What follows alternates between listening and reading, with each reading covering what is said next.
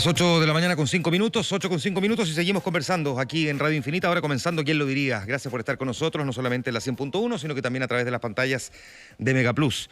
Esta mañana iniciamos las conversaciones de actualidad con el diputado de Convergencia Social, parte del Frente Amplio, Gabriel Boric. Muchas gracias por estar aquí, bienvenido, buenos días. Un gusto, muy buenos días.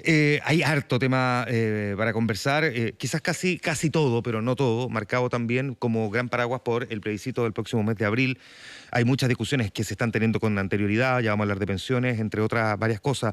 Déjame, sin embargo, preguntarte a propósito de una entrevista que le hacíamos recién al senador de Renovación Nacional, Andrés Alamán, que hacía mención a la frase o al concepto que puso sobre la mesa Luis Mesina, parte del movimiento No Más FP y por lo tanto parte también de la Mesa de Unidad Social, donde él planteaba que de tener una convención constitucional, esta podría declararse soberana y por lo tanto tomar el control del Congreso, por decirlo así, que es uno de los grandes temores que sin embargo tienen quienes no les gusta tanto la idea de una convención constitucional. Sí. ¿Qué opinión te merece lo que plantea uno de los líderes de la Mesa de Unidad Social? A ver, hay una discusión interesante respecto a qué es lo que son los poderes constituidos cuando se establece un poder constituyente. Sin embargo, uno de los límites que tiene la Convención Constituyente es que no puede intervenir en los demás poderes del Estado. Y eso quedó absolutamente claro en el momento en que se aprobó el itinerario constituyente. Por lo tanto, lo que dice Luis Mesina no es algo que tenga factibilidad de ser cierto y de hecho personas como Andrés Alamán lo utilizan para instalar una campaña del terror frente a la posibilidad de tener una constitución escrita democráticamente. Ahora, perdón, sería injusto responsabilizar a Andrés Alamán cuando la frase es de Luis Mesina. Yo no lo responsabilizo la frase. Digo que Alamán está empeñado hace mucho rato en buscar cualquier excusa para fortalecer su propia posición, lo cual es legítimo en el debate público, que es la de rechazar después de haber dicho que aprobaba, y hoy día esa frase de Luis Mesina ayuda en esa dirección. No es algo que sea posible hacer. Pero ¿no te parece que la primera responsabilidad, en lugar de estar tirando la pelota y criticar a Andrés Alamán, debería ser que si tú tienes un cuestionamiento sea Luis Mesina? Son dos responsabilidades diferentes. Hay una responsabilidad por parte de Luis Mesina, por cierto, al decir algo que no tiene posibilidades de ser cierto, porque además la convención, uno de los elementos importantes del proceso constituyente es que el proceso constituyente no es para que una fuerza imponga su posición sobre otra, como sucedió en la Constitución del 80 de la dictadura, en donde se nos impuso a la fuerza una constitución de solo un sector político. Es una constitución la que tenemos que hacer, en la que nos pongamos de acuerdo entre chilenos y chilenas, una constitución en donde quepamos todos. Por lo tanto, nadie puede imponer su postura a otra y se obliga a buscar puntos de encuentro entre las diferentes posiciones. Eso es súper importante. Déjame citar bien a Luis Mesina para que no quede duda al respecto. Lo cito textual. Se puede dar el fenómeno que da la capacidad de movilización que los constituyentes se constituyan en la primera reunión y se autodeclaren soberanos y se acaba todo. Se cierra el Congreso inmediatamente y eso es una apuesta que depende de nosotros. Se refiere de nosotros como Mesa de Unidad Social. No, yo discrepo con Luis Mesina, eso no está dentro de las facultades de la Convención Constituyente. La Convención Constituyente tiene que respetar a los demás poderes del Estado, al Tribunal de Justicia, al Poder Ejecutivo, al Poder Legislativo, y el rol único y exclusivo de la Convención Constituyente es el escribir una nueva Constitución, redactar una nueva Constitución de forma democrática, no intervenir en los otros poderes del Estado. Lo que pasa Entonces, yo creo que es muy importante dar certeza respecto a eso para evitar justamente estos debates que terminan generando mayor incertidumbre en la población y que terminan afectando a la campaña de aprobar una nueva Constitución. Lo que pasa es que, claro, le entrega precisamente, como dices tú, el argumento a quienes son contrarios a una nueva Constitución o a la Convención Constitucional o que están por la opción del rechazo, que utilizan como argumento, bueno, claro, uno dice no podría la Convención Constitucional porque en el itinerario que se debatió en el Parlamento se fijan muy claramente cuáles son los derroteros y los límites en los que podría funcionar esa convención. Pero en la Constitución también está establecido cuáles son los límites. Por ejemplo, los parlamentarios no pueden presentar proyectos de ley que irroguen gasto del Estado y sin embargo lo han hecho igual. Pero no se aprobó ninguno porque se declaran inconstitucionales. Hasta ahora no, pero fuerzan de alguna manera la discusión también. O sea, siempre hay debates posibles, pero una de las reglas del proceso constituyente es que al comienzo cuando se constituya la Asamblea, debe tomar sus decisiones de procedimiento por 2/3 de sus miembros. Y eso no es algo que la misma Asamblea tenga potestad de decidir, sino que son reglas que ya vienen dadas. O sea, todo poder constituyente en derecho comparado, los casos de Sudáfrica, los casos de Bolivia, el caso de Italia post Segunda Guerra Mundial, fueron procesos constituyentes que venían con reglas previas. Entonces acá la Asamblea Constituyente no es que se constituya y se pueda hacer cualquier cosa. Yo puedo hacer lo que quiera y puedo desconocer todos los, no sé, los tratados internacionales firmados por Chile, salirse de la ONU o, no sé, cerrar los tribunales de justicia. No, eso no se puede hacer y es importante decirlo. El único rol, que es muy importante, por cierto, para el que está facultado la Convención Constituyente, es la de escribir una nueva Constitución. ¿Le hace, por último, para terminar este punto y este tema en particular, un flaco favor a la opción del apruebo la declaración de Luis Messina? En mi opinión sí, y yo espero poder estar dedicado a debatir con, más que con Luis Messina, con quien yo espero tener puntos de coincidencia y con la Mesa de Unidad Social, ver cómo avanzamos en la construcción de una nueva Constitución democrática, poder discutir respecto de los contenidos de los que tenemos profundas diferencias con la derecha que hoy día está por rechazar la posibilidad de escribir una nueva Constitución. Entonces, yo esperaría que en los sectores que queremos una nueva Constitución nos pongamos de acuerdo en ciertos mínimos para poder avanzar el debate y no entramparnos en discusiones que favorecen el rechazo. Vamos a volver a ese punto en un momento más para ver dónde sí hay ciertos mínimos de coincidencia, como bien lo planteas, y vamos a hablar también en un momento más de pensiones. Te pregunto ahora por otra cosa que ocurrió el fin de semana, una propuesta que le escuchamos a la propia líder del Frente Amplio, candidata presidencial en su minuto, Beatriz Sánchez. Es una propuesta de varios parlamentarios y dirigentes del propio Frente Amplio para una modernización de Carabineros. Es una propuesta del Frente Amplio de modernización de Carabineros. Sí. Así es. Sí. Me gustaría saber, primero, ¿qué te parece esa propuesta? No tengo tan claro si tú eres parte activa de esa propuesta. Sí, entiendo Gonzalo Vinter y otras figuras, pero más allá de eso, ¿qué es lo que plantea en lo esencial como modernización de la propia policía? Yo estoy participando y dedicado especialmente en este momento al tema constituyente y a lo que son las leyes que van a permitir que tengamos una constituyente que sea paritaria, que tenga escaños reservados para los pueblos originarios, que haya listas, que haya la posibilidad de listas para independientes, la electividad independiente, y por lo tanto no he participado activamente de la elaboración de la propuesta, pero ¿qué es cuál es el fondo de la lógica? Hoy día todo Estado de Derecho requiere de un uso legítimo de la fuerza por parte del Estado. Y hoy día, producto de las violaciones a los derechos humanos que se han cometido en el intento de resguardo de orden público, la policía, que era una de las instituciones hasta hace poco más valoradas por la ciudadanía, ha caído profundamente en su prestigio. Y hoy día genera mucha desconfianza en parte importante de la población, no solamente en quienes están activamente manifestándose, sino en todos los sondeos de opinión vemos que ha bajado significativamente en sus encuestas, en su valoración. ¿Qué es lo que nosotros, por lo tanto, planteamos? Que se requiere una reforma profunda y estructural a Carabineros de Chile, a las Fuerzas Armadas en general, pero esta está en particular especificada en Carabineros. Una de las cosas que se plantean es terminar con la idea de 2 grados y, por lo tanto, tener un escalafón único en las Fuerzas Armadas y de Orden, y en particular, en este caso, en Carabineros. Además,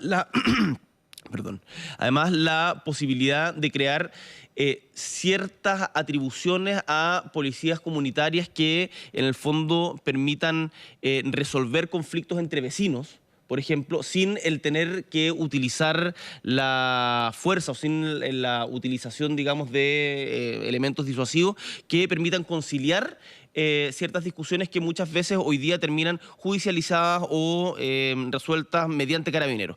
Y por último, un fortalecimiento importante de Carabineros en materia de formación de derechos humanos para que el resguardo del orden público sea siempre e indisolublemente esté ligado a la defensa de los derechos humanos de todos, de quienes se manifiestan y de quienes no. Y eso es algo que hoy día en Chile estamos bastante atrasados y por lo tanto es importante poder relevar. La policía en Chile y en cualquier parte tiene que estar legitimada por la ciudadanía, y si hoy día no se hace una reforma profunda en Carabineros, la verdad es que vamos a tener un problema bastante grave.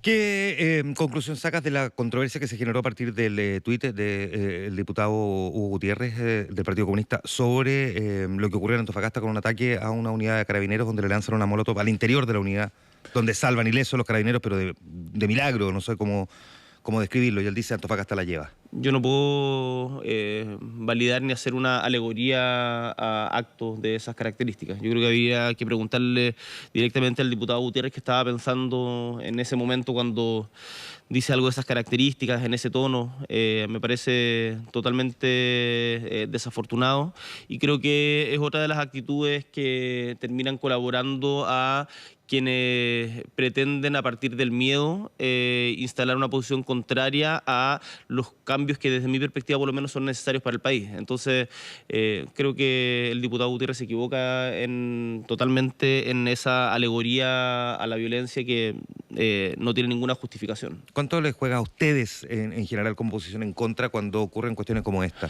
Bueno, tener que estar, y tú o sea, totalmente en tu rol, pero tener que estar hablando de esto en vez de contenido de la nueva Constitución o en qué estamos en materia de pensiones, cuáles son las propuestas que tenemos en materia constituyente, qué es lo que ha pasado en descentralización, que la última vez que estuvimos acá estuvimos conversando sobre eso y nos hace enfrascarnos en discusiones al interior de fuerzas que se supone que queremos un cambio, pero que sin embargo por actitudes como esta van entrampando el camino. Entonces yo espero que actitudes como esta se despejen, dejen de suceder, no haya alegorías a escenas como las que se veían en ese video, sino más bien rechazo y que podamos entender de que acá nos necesitamos todos y todas como sociedad para poder salir adelante. Si creemos que exterminando o sacando del mapa a un sector que no piensa como yo, esto va a funcionar, la verdad es que eso, desde mi perspectiva, no aporta a la solución y al clima que se requiere para poder llevar adelante este proceso. Yo soy un firme partidario del apruebo, estamos ya haciendo campaña desde el Frente Amplio, nos involucramos en la campaña Que Chile Decida, estamos buscando coordinación también o teniendo algún nivel de coordinación con el resto de partidos de oposición. Queremos también conversar otorgar nuestro espacio a la sociedad civil, a quienes han sido los protagonistas de esta movilización más que los políticos profesionales, para que sean los protagonistas de la franja electoral, que las propuestas surjan no solamente del interior de los partidos, sino de los cabildos ciudadanos que se han levantado a lo largo y ancho de todo Chile, y ahí debiera estar puesto nuestro rol, nuestra energía, nuestro énfasis, más que en disputas al interior de los mismos sectores progresistas. Conversamos con el diputado Gabriel Boric. Hablemos ahora de algo que tú mencionabas recién, la participación de independientes, que ha sido una cuestión compleja, tanto probablemente como conseguir la famosa paridad en una eventual convención constitucional. Quedémonos primero con el rol de los independientes propiamente tal. Ha sido tan complejo que incluso hemos visto que ha surgido un partido político, el Partido por la Dignidad, para que funcione de manera instrumental, para que aquellos que no son militantes, sino quieran militar en un partido político tradicional, por decirlo así, pero al mismo tiempo quieran postular en tanto independientes, no lo sean desde el punto de vista militante, pero sí con un partido que les preste, digamos, la base para poder inscribirse. ¿Por qué a los independientes, sin apellido alguno, se les hizo difícil en este proceso poder participar de una eventual convención constituyente? A ver, en primer lugar yo saludo y valoro tremendamente lo que está haciendo James Hamilton, María Oliva Monkever en la creación del Partido por la Dignidad. Yo he visto mucha gente muy nerviosa en el Congreso y como medios atacados con que se cree un partido político nuevo que agrupe a independientes y la verdad es que yo creo que toda transformación requiere organización colectiva y me parece que todos quienes fomenten esa organización colectiva en contra del individualismo de estar quejándose solo por las redes sociales y no hacer nada al respecto es tremendamente positivo, así que bienvenido al Partido por la Dignidad y ojalá podamos tener conversaciones para ver qué puntos estamos de acuerdo, qué hablas en desacuerdo, etcétera, y poder avanzar en el proceso constituyente que yo entiendo ellos han planteado estar de acuerdo. Sí, por supuesto, esa es la idea. Esa es la idea, participar justamente del proceso. En segundo lugar, respecto a los independientes, la verdad es que lo que hemos legislado y quizás en donde hay mayor acuerdo hoy día en el Parlamento y es el proyecto de ley que va a salir con mayor fluidez, es justamente el de facilitar las candidaturas independientes respecto de las otras elecciones. Hoy día, ¿qué es lo que aprobamos en la Cámara de Diputados y que también se aprobó en el Senado? La posibilidad de crear listas de independientes que además tienen un umbral de junta de firmas muy por debajo de las elecciones normales. Hoy día en las elecciones parlamentarias, por ejemplo, no se permite a los independientes juntar firmas. Yo cuando fui a mi primera elección tuve que disputar contra listas constituidas solo, o sea, no sumaba votos con nadie. Bueno, lo que sin embargo al mismo tiempo se convirtió en tu gran mérito, ¿no? Bueno, en ese momento cuando rompimos el binominal en el año 2013 fue muy valorado, pero nosotros en ese momento no teníamos un partido político constituido, pero estábamos en vías de, o sea, siempre nosotros nunca renegamos de la posibilidad pluralidad de los partidos políticos. Yo creo que yo soy militante de un partido político, Convergencia Social, que está en proceso de legalización, ya se legalizó en 3 regiones, estamos avanzando en otras, y creo que los partidos políticos cumplen un rol importante en la política chilena. Ahora, creo que para este momento... La lógica de James Hamilton, María Olivia Monkever, Claudio Narea y otros, de alguna manera es renegar de la existencia de los actuales partidos, porque ellos no están planteando un decálogo ideológico en la conformación de su colectividad, sino que más bien es que una función meramente instrumental. Después del 18 de octubre, todos los partidos políticos tienen la obligación de cambiar. El partido político que no sea capaz de reinventarse, de repensar sus formas, sus prácticas, su estructura, su orgánica, va a quedar absolutamente desfasado de los tiempos que corren. Yo el otro día lo comentaba en una entrevista también, que estamos todavía funcionando con estructuras del sistema político muy siglo XX y no hemos logrado incorporar ni las nuevas tecnologías ni a la mayoría de la ciudadanía en los partidos políticos. Y los partidos políticos hoy día están en un profundo desprestigio que si no cambian, mueren. Entonces, yo cuando veo iniciativas como la de James Hamilton o María Olivia Monkever me parece muy positivo, porque esto se requiere de ensayo y error también. Y nosotros como Convergencia Social, por ejemplo, ahora vamos a entrar en un congreso y en un debate respecto también de nuestras formas de cómo se hace política en el Chile del siglo XXI. En el Chile del siglo XXI estando ya el 2020, o sea, ya 2 décadas pasadas del siglo XX. Es una cuestión debate que tenemos que tener. Y hoy día, en concreto, respecto a los independientes, consideramos, y por eso hemos impulsado esta ley, de que quienes no militan en partidos políticos tienen que tener el espacio para poder ser parte del debate constituyente y por lo tanto la posibilidad de agruparse en listas que tengan algún tipo de propósito común, y eso tiene que estar declarado, y el umbral de junta de firmas va a ser menor el que se exige en elecciones tradicionales. Entonces, la participación de independientes y las posibilidades de elegibilidad de independientes va a estar garantizada y va a ser mucho más fácil que en elecciones tradicionales. Diputado Boric, el gobierno presentó su propuesta para hacer algunas modificaciones respecto del actual sistema de pensiones. Una parte de la oposición entregó la suya, luego la Democracia Cristiana también entregó sus propias sugerencias. Fue unidad de toda la oposición, en comienzo la postura que se entregó por parte de la oposición. Pero luego la Democracia Cristiana igual presentó su propio proyecto. Están negociando aparte ciertos temas, pero ¿Qué temas están negociando aparte? Yo me imagino que, no sé el detalle de las negociaciones de la Democracia Cristiana con el gobierno, pero yo me imagino que deben estar conversando en torno a los porcentajes de a dónde van el incremento de la cotización. Ahora, ¿cuál es la propuesta? Yo puedo hablar de la propuesta que se presentó como oposición. De eso quería preguntarle, porque uno mira la propuesta del gobierno y mira la propuesta de ustedes, y claro, en apariencia uno podría decir tienen hartas diferencias, pero cuando uno empieza a mirar la letra chica, en estricto rigor no hay tantas diferencias insalvables. Uno podría decir, como pocas veces en este tema habíamos visto una cercanía entre la oposición y el gobierno respecto de ciertos temas que hace 4 meses parecían imposibles. A ver, hay una diferencia que es de fondo en torno a... No lo digo que no la haya, lo que digo es que no son insalvables. Sí, yo también creo que no debieran ser insalvables, y creo que es imperativo ponerse de acuerdo en una reforma que mejore sustantivamente las pensiones a los chilenos. Y ese tiene que ser el norte que nos pongamos desde el Parlamento y todos quienes estamos en política en Chile, porque por nuestros desacuerdos no puede ser que se sigan viendo afectados los adultos mayores en Chile que reciben pensiones de miseria. Pero tenemos una diferencia que es profunda en términos de comprensión del modelo. ¿En qué sentido? Primero, los bajos montos de las pensiones no tienen que ver solamente con las FP. Tienen que ver con el mercado del trabajo, que entrega bajos sueldos. Y por lo tanto, en la medida en que hayan bajos sueldos, siempre van a haber bajas pensiones, porque tu pensión nunca va a ser superior al sueldo que ganaste durante tu vida. Entonces, ahí hay para poder mejorar las pensiones, lo primero es una redistribución de la riqueza. Eso no entra, no forma parte de la reforma de pensiones propiamente tal, pero tiene que ser parte del debate, porque no podemos olvidar dónde está el origen del problema. El origen del problema está en la desigualdad de distribución de ingresos en Chile, y que una parte muy chica del país se queda con gran parte de la torta. Y eso es algo que tenemos que hincar el diente y cambiar. Distribución de la riqueza. Segundo lugar, respecto del sistema de pensiones.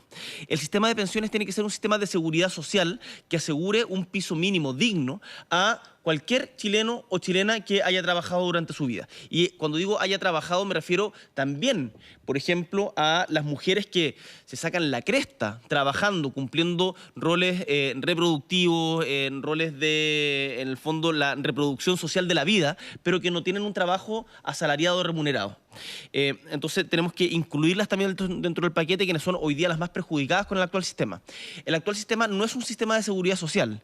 El actual sistema es un ahorro ahorro forzoso, en donde básicamente se te dice ráscate con tus propias uñas. ¿Por qué nosotros decimos que tiene que haber un elemento mucho más importante de solidaridad? Y ahí está la discusión entre el 3 y el 6%.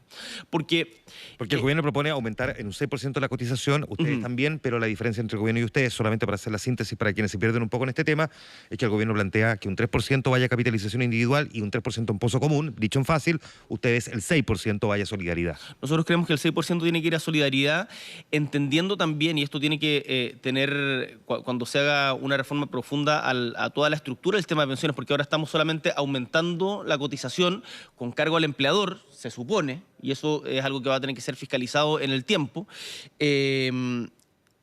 Vamos a tener que tener una reforma más estructural a quién administra las pensiones, porque hoy día a las AFP no se les está tocando, y que es lo que nosotros hemos dicho con mucha claridad. Nosotros creemos que el actual sistema debiera, o sea, que el futuro sistema debiera estar administrado por un ente público sin fines de lucro que pueda invertir además y capitalizar el ahorro en empresas que cumplan ciertos requisitos. Por ejemplo, que no tengan prácticas antisindicales, que tengan prácticas sustentables con la naturaleza. No sé, tú puedes poner ahí un montón de requisitos, pero son cosas que te van en el fondo dirigiendo también el carácter de la economía chilena. Hoy día tú tienes la mayoría de los fondos de pensiones invertidos en bancos, en negocios, en SQM, en negocios truculentos que en el fondo van alimentando el capital de quienes ya tienen más sin tener ningún tipo de dirección hacia dónde queremos que vaya la economía. Entonces, ahí hay una discusión más de fondo. Ahora, respecto a la propuesta actual del gobierno, la principal diferencia hoy día está en qué es lo que pasa con el 3% adicional que ellos quieren que vayan a cuentas individuales. Nosotros creemos que eso es un error porque sigue incentivando el aislamiento y el ráscate con tus propias uñas. Y por lo tanto esperemos que el gobierno, además, con el bajo apoyo que tiene, se abra a considerar la propuesta que se ha presentado desde la oposición. Tú has mencionado varias veces en las últimas entrevistas el bajo apoyo del gobierno. El Parlamento también tiene un bajo todo. El sistema político en Chile en este momento está, no solamente el gobierno, el sistema político en Chile en este momento está con un bajo apoyo, y si no revertimos eso, el sistema democrático mismo es el que tiembla.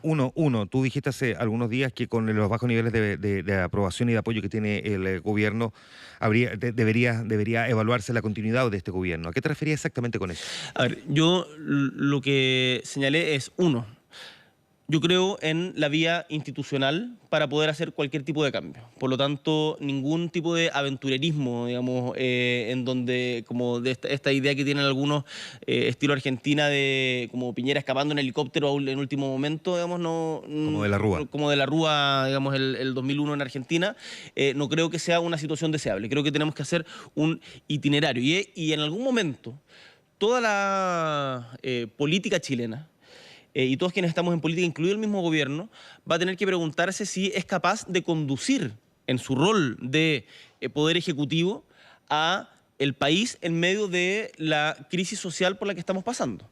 Ahora, ¿qué significa eso? Que yo no descarto la idea que ha sido, que se discute en algunos sectores de eventualmente adelantar elecciones, siempre dentro de un marco institucional. Adelantar elecciones y que eso permita una renovación tanto del Parlamento como del Ejecutivo. O sea, comparte la idea del presidente del Partido Comunista en este sentido. No sé si es idea de él, pero él ha estado liderando en el yo creo que hay que esperar a ver cómo se desenvuelve, cómo estamos después del plebiscito de abril. Me parece muy anticipado para plantearlo como propuesta ahora ya. Yo creo que lo deseable es que los gobiernos, cualquiera sean, terminen el mandato por el cual fueron electos. Creo que este gobierno ha dado señales claras de que no ha enfrentado bien la crisis por la que estamos pasando, pero yo no le daría en este momento, y no soy quien tampoco para hacerlo, a título personal, una suerte de sentencia definitiva, sino que me parece que tiene que ser una evaluación de toda la sociedad y en particular del sistema político. Si el sistema político ve que no estamos siendo capaces, porque esto no es solo el gobierno, es también el Parlamento. Eso te iba a decir, si el gobierno tiene el 6, pero el Parlamento tiene el 3 y los partidos tienen el 2%. Por lo mismo, no solamente el gobierno, somos también nosotros. Acá tú no puedes apuntar solamente con el dedo al frente si tienes un espejo gigante también que te dice, tú también viejo, como acá tú también tienes un problema. Entonces, la eventualidad de adelantar elecciones, que es básicamente lo que sucede. Esto muchas veces cuando se plantea hay como un aire de gravedad y de temor, pero es lo que sucede en los regímenes parlamentarios. El problema es que en Chile tenemos un régimen presidencialista muy exacerbado que no tiene válvulas de escape para crisis tan profundas como esta. En España, por ejemplo, en los últimos 4 años hubo 4 elecciones porque no pudieron formar gobierno, 4 elecciones en donde se renovó totalmente el Parlamento. Entonces, no es una idea así absolutamente alocada, ni que se asemeje a un golpe de Estado, ni mucho menos. Estamos hablando de... Funciona si es que tuviésemos el régimen, pero no sería poner la carreta delante de los bueyes, pretender anticipar elecciones si es que no hemos cambiado el sistema político chileno. Yo espero que tengamos la capacidad como sociedad de cambiar el sistema político chileno a partir de una discusión constituyente. Y por eso mismo es que te he señalado que yo no creo que haya que ponerle sentencias definitivas en este momento al gobierno. Hay que ver si somos capaces como sociedad de llevar adelante el plebiscito de abril y enfrentar y seguir adelante con además las reformas sociales, detener de manera definitiva las violaciones a los derechos humanos y enfrentar un itinerario de cambios, que los cambios van justamente en defensa de las instituciones de la República. Las instituciones, para poder preservarse, tienen que saber cambiar. Y las instituciones están compuestas por personas. Y por lo tanto, si quienes estamos hoy día con algún tipo de poder, en este caso yo como diputado, senadores, alcaldes, todos quienes están dentro del régimen político, y en particular la sociedad movilizada, nos ponemos de acuerdo en seguir adelante con el proceso, yo creo que no debiera ser necesario. Espero que no lleguemos a ese punto, pero tampoco creo que haya que descartar la posibilidad de tener elecciones anticipadas. El diputado Gabriel Boric conversando esta mañana con nosotros. ¿Qué lo diría? Te puedo agregar una cosita muy corta. La última vez que estuvimos acá conversamos respecto a la descentralización, que siempre queda un poco afuera del debate, y yo te dije en ese momento de que en el Parlamento habían quienes estaban, esto antes del 18 de octubre, pero habían quienes ponían en duda y iban a ocupar cualquier excusa para evitar avanzar en el proceso de descentralización.